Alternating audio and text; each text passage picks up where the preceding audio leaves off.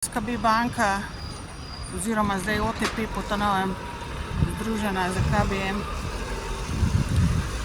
je še enkrat dokazala, da me nameravajo v grob spraviti.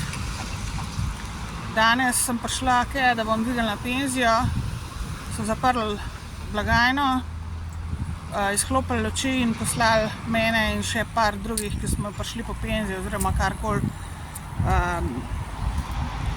Poslali so me na pošto, da na pošti dvignem denar z njihovo kartico.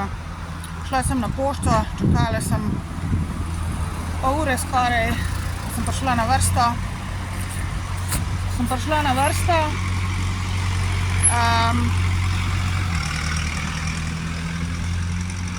Mi je dala 27 evrov manj kot dobim ponavadi.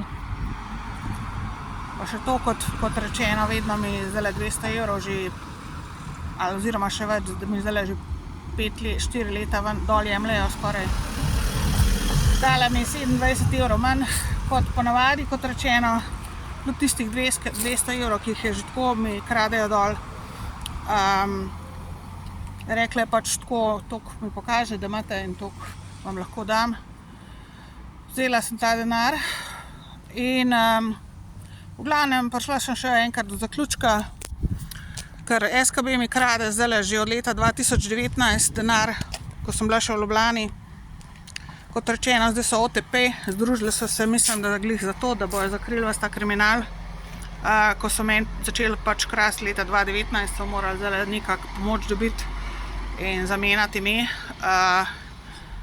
Zdaj so pa pač, kot rečeno, mi še nekega dodaten denar dol vzeli, pokradli.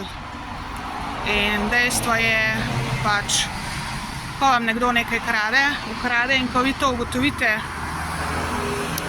bo seveda poskušal narediti vse, da vas v grob spravi oziroma utiša in da pač ne pride resnica na plano, in to zdaj pač z mano dela SKB v novi podobi, v novi preobleki OTP banka.